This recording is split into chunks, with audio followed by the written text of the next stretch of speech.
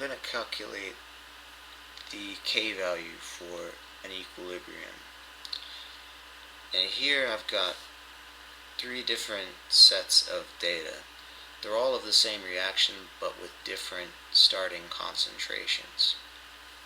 And this is the Haber process, which is the way they make ammonia on an industrial scale, so it's very important. So I'll start with the first one.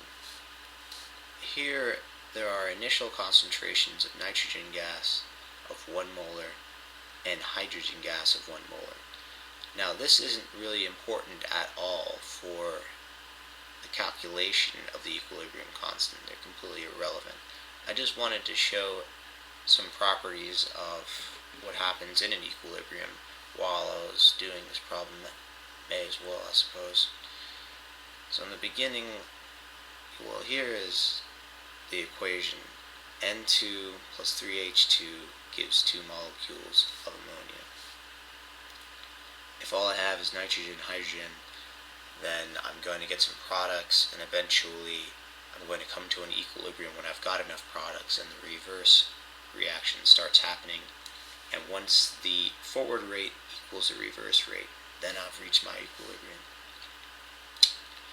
So to calculate the K value, what I need to do is set up this equation like so.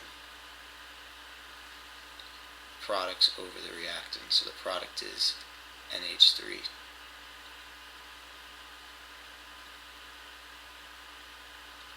It has a coefficient of 2.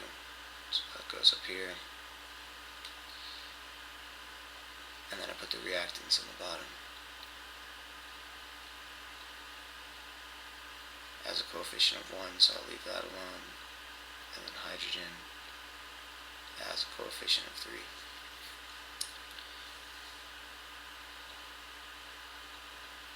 So to find the K values, I take the equilibrium values. This is the initial concentration, this is equilibrium concentrations. So they start at 1, I'm going to get some product, and that's basically what this shows. The products are created, the reactants are reduced. I had 1 molar of each of my reactants. Now I have less, and I have a little bit of product. In order to calculate this K value, I just need to take these and put them in here.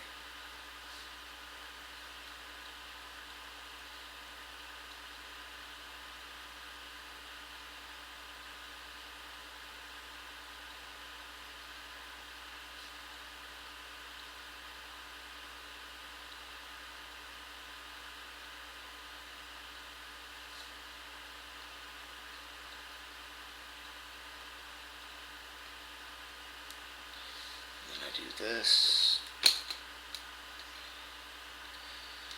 157 raised to the second divided by 991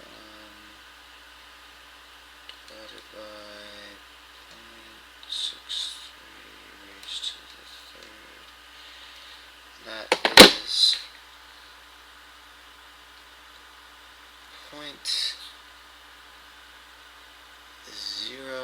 0.0602, or this be 6.02 times 10 to the minus second. So that's the K value for this. Now the K values are going to be the same for all of these because it's the whole point of the equilibrium constant. No matter what my concentrations are, the concentration values are, the ratio is going to be the same. That's the idea of the equilibrium constant.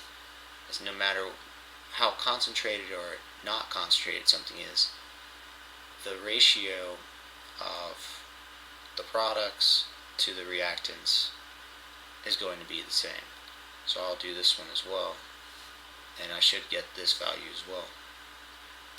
Oh yeah, I just want to show a bit about the equilibrium as well. So for this, the initial concentration, all I have is product to start with from this point of view.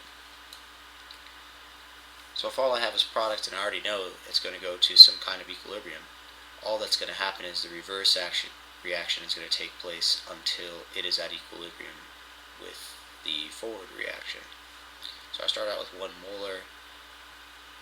It's very favorable for it to be in this form, it seems, so the concentrations are rather high. So I'll calculate the K value as well for this. I don't even know why I'm bothered calculating it. I already know it's going to be the same. But I'll just set it up. Why not? Calculating the K values is really easy.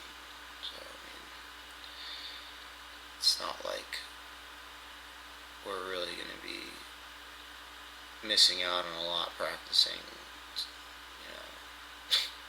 something else, I don't know.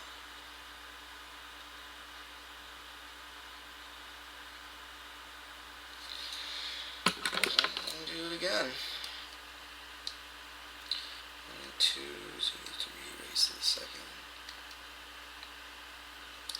This is all I can do at this time anyways. I'm really, really tired. It's like 2:30 in the morning. Divided by 0.399 and divided by 1.197 raised to the third. Yep, it is the exact same answer.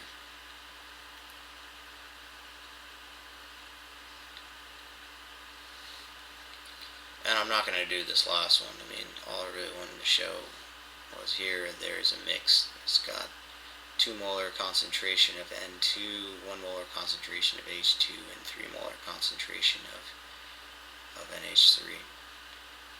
And here are the equilibrium constants, and we already know that the K value is going to be the same.